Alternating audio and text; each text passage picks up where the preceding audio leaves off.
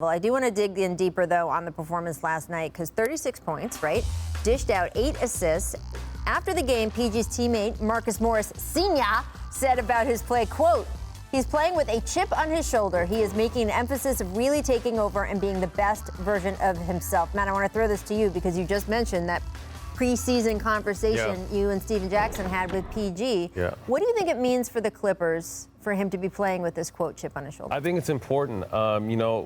Kawhi spoke a couple weeks about consistency, and heading toward the playoff, that's what you want. You want to have consistency. I think they're 8-2 in their last 10. They got about 14, 15 games left. You want to be hot at the right time, and I think Miami showed that last year. Getting hot at the right time got them to the finals.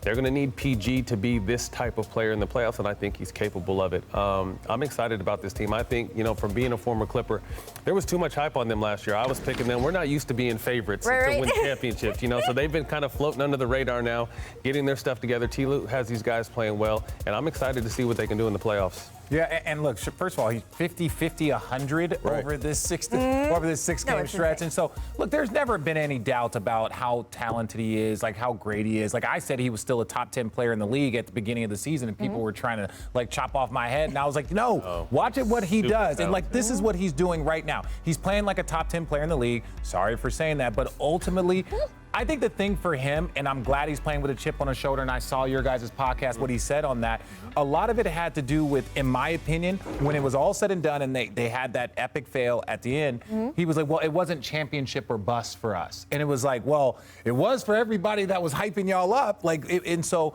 I think now that he's playing with a chip on his shoulder, and I think that was probably what maybe they were lacking last year, is that chip on the shoulder. And so good for him, and he's doing every single thing in his power to be that level. And look, it's trial and error a little bit when you learn what to say and how to say it, whether it be that, right? Some of the other things, he's like, oh, that was a bad shot about the Damian Lillard shot. But also it's LA too. Right. LA it magnifies, it blows up everything. Yes. You don't get the same microscope in Indiana and Oklahoma City.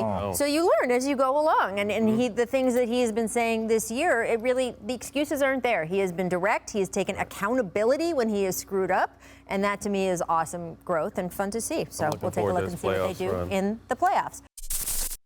Thanks for watching ESPN on YouTube. For live streaming sports and premium content, subscribe to ESPN+.